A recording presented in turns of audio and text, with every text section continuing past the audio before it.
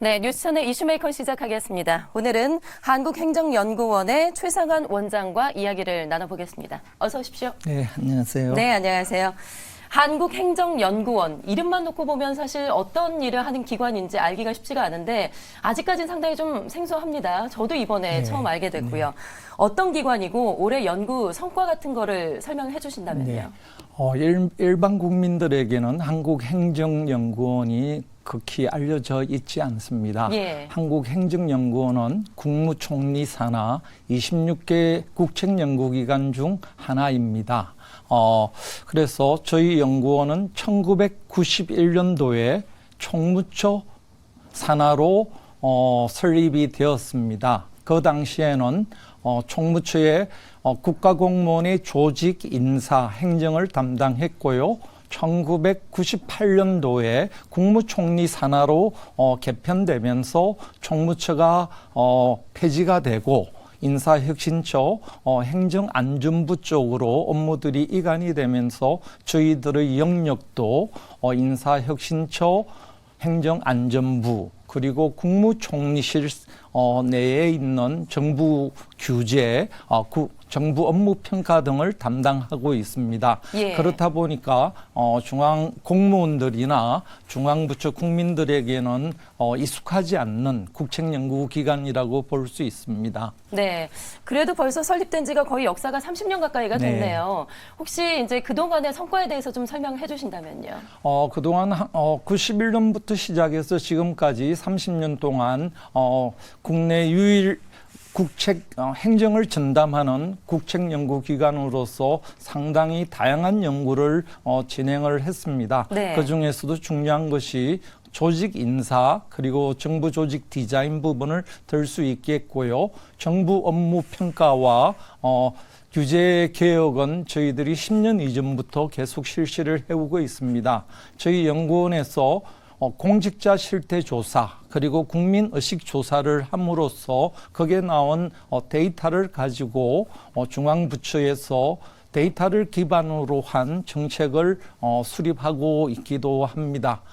제가 와서는 재난안전 부분이 중요하다 생각해서 재난안전 부분을 전국에 있는 국책연구기관 중에서 재난안전 연구를 심층적으로 분석하는 기관이 실질적으로 없었습니다.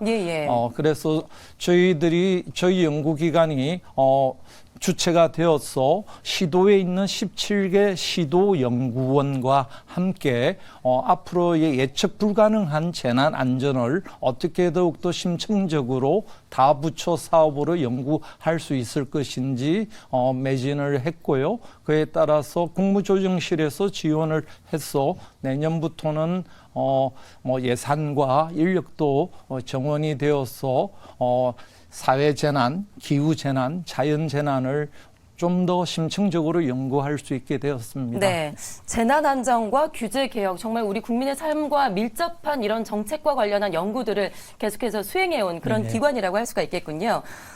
그리고 최근에 수도권의 가장 큰 관심사가 아무래도 서울시의 그 김포 편입 문제입니다. 이 문제와 관련해서 지금 상당히 논란도 많은데 메가 서울을 만들게 되면 아무래도 지방과 수도권 간의 양극화는 더욱더 커지게 될 것 같다라는 우려가 상당히 많습니다. 지역 간의 양극화 해결을 위해서 가장 필요한 것은 좀 무엇이라고 보시는지요? 아까 메가 서울이라고 하셨는데요. 메가라는 의미가 천만 도시를 뜻하는 거잖아요. 이미 서울과 수도권은 2,500만 인구의 약 50% 이상이 초집중화되어 있는 수도권이라고 할 수 있습니다.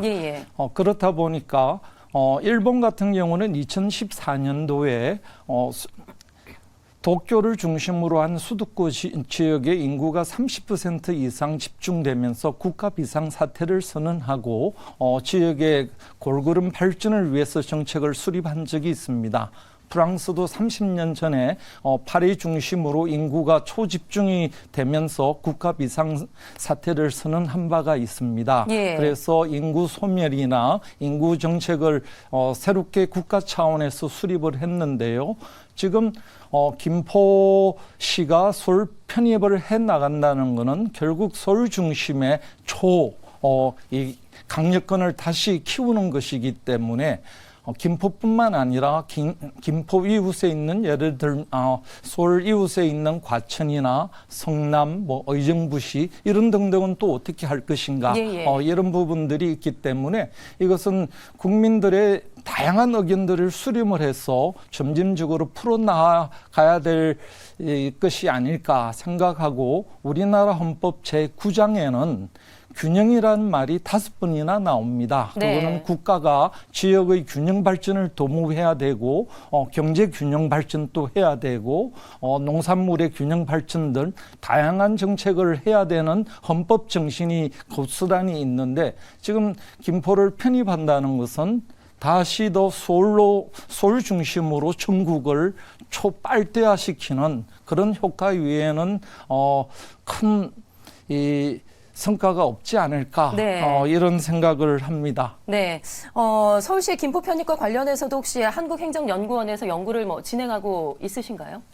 지금 이제 서울특별시에 이게 광역시잖아요. 광역시에 기초자치단체인 시가 들어오는 경우는 극히 유례를 찾아보기 힘들지만 예. 최근에 이제 대구에서 경산이나 군위가 편입되려고 노력을 했고 군이 들어간 청년이 있습니다. 편입이 되었는데요.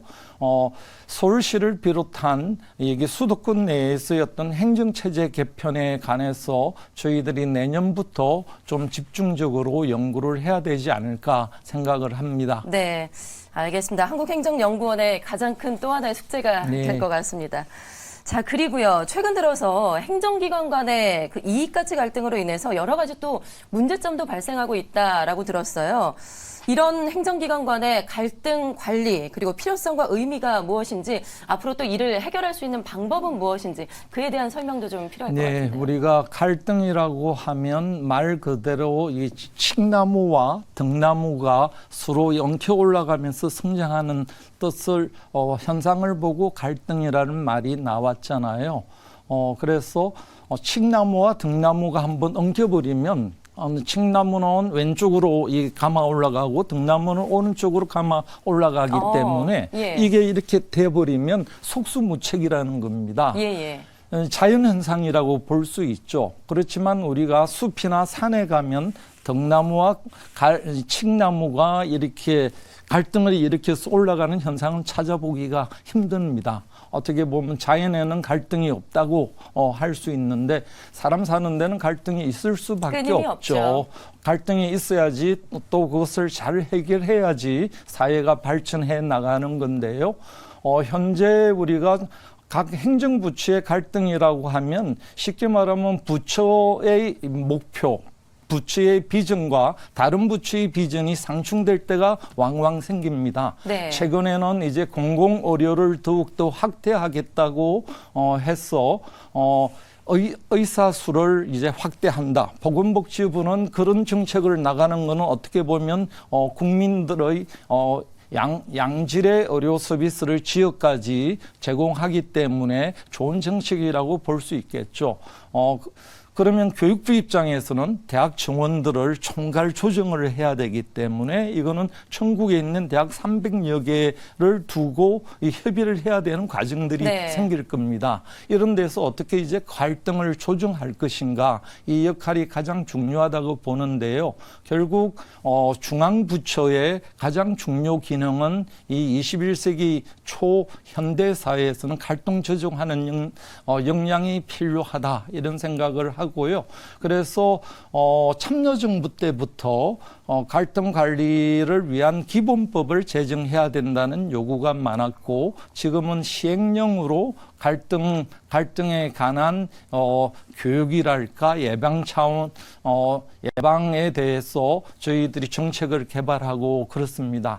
그래서 지금 이제 갈등 관리 기본법을 좀 빨리 제정하는 것이 바람직하지 않을까 생각을 하고요. 저희 연구원은 갈등 관리 관련해서 다양한 사례와 그 사례를 데이터를 해서 앞으로 일어날 수 있는 갈등을 예측하는 그런 모델도 개발을 하고 있습니다. 네. 그와 아울러 교육도 매년 실시를 하는데요. 공무원과 공공기관 종사자들이 한 1년에 1,000명 정도 교육을 받고 있습니다. 알겠습니다. 시간이 좀 짧아서 아쉬운데요. 앞으로 한국행정연구원장으로서 큰 역할을 해주시기를 부탁드리겠습니다.